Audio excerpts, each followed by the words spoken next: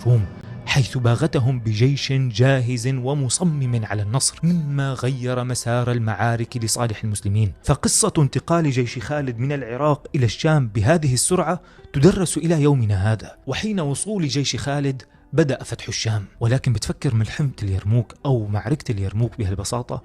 أبدا، لم يكن فتح الشام مجرد معركة، بل كان ملحمة تخلد في التاريخ. الإمبراطورية الرومانية أو البيزنطية، العدو الأعظم للمسلمين آنذاك، كانت تقف بكل قوتها لصد التقدم الإسلامي. فحينما تلاقى الجيشان، جيش المسلمين بتعداده الذي لا يتجاوز 40,000 مقاتل أو 50,000 مقاتل بأبعد الحدود، يقف أمامه جيش تعداده على الأقل 200,000 مقاتل.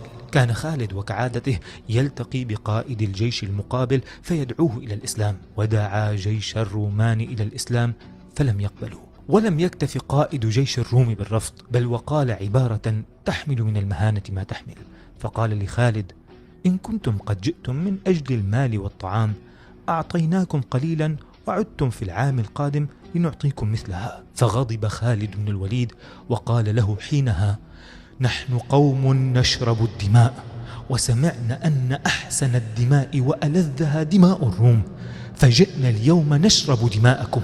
فأوقع الله الرعب في قلوبهم وبدأت المعركة. ولم تكن المعركة سهلة نهائيا، فقد انسحب جيش المسلمين في البداية، لكن خالدا وبدهائه كان مجهزا لخطة يقتحم فيها جيش المشركين أو جيش الروم من نواحي عديدة. فعندما انسحبت جيوش المسلمين في بداية المعركة ظن الروم أنهم انتصروا، وحينها اقتحمت الجيوش التي أعدها خالد بن الوليد لتسحق جيش الروم وتكتب النهاية لمملكتهم. فحينها قال قائد الروم خارجا هاربا من سوريا: السلام عليك يا سوريا، سلاما لا اجتماع بعده. وفتحت الشام على يد خالد بن الوليد، وانتقل بعدها لفتح حمص، وتحديدا 8 ديسمبر عام 2024 نقف على أعتاب حدث عظيم سيظل محفورا في ذاكرة الأجيال القادمة.